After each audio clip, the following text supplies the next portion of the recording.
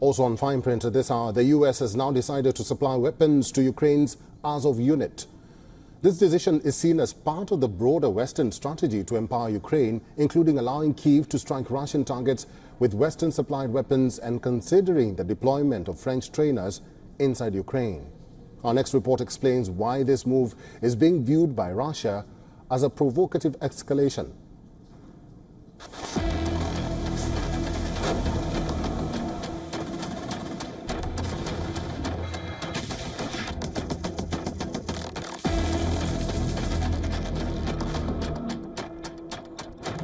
Russia continues to pound Ukraine. On ground, its forces are marching ahead despite a fierce resistance from Ukrainian troops.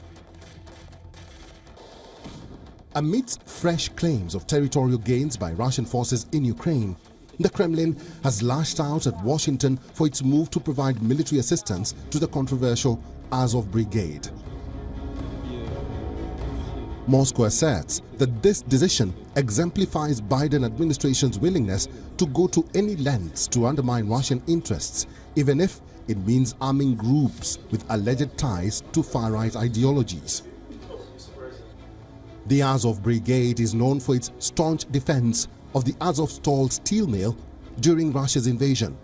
However, its origins have been marred by allegations of harboring racist, xenophobic, and ultra-nationalist views among some of its founders, leading to concerns over human rights violations. Despite these controversies, Washington has lifted the ban on supplying arms to the Azov Brigade. Now officially integrated into Ukraine's National Guard as a 12th Special Forces Brigade. This move aims to bolster Ukraine's defensive capabilities against the Russian onslaught. The decision would provide the Azov fighters with the same military assistance as other Ukrainian units. The decision to arm the Azov Brigade comes amid a series of provocative moves by the West, including authorizing Ukraine to strike targets within Russian territory using Western-supplied weapons. There have also been discussions about deploying French trainers inside Ukraine, further fueling the tensions. Russia has now launched the second stage of non-strategic nuclear forces drills. Moscow says the drills are in response to provocative statements and threats. Tactical nuclear weapons include air bombs, warheads for short-range missiles, and artillery munitions, and are meant for use on the battlefield. Bureau Report, WION, World is One.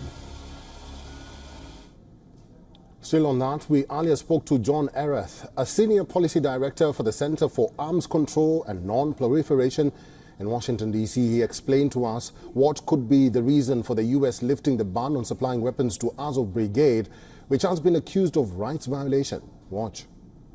The current examination revealed that the people associated with the Azov unit that were linked to the far-right groups are no longer there.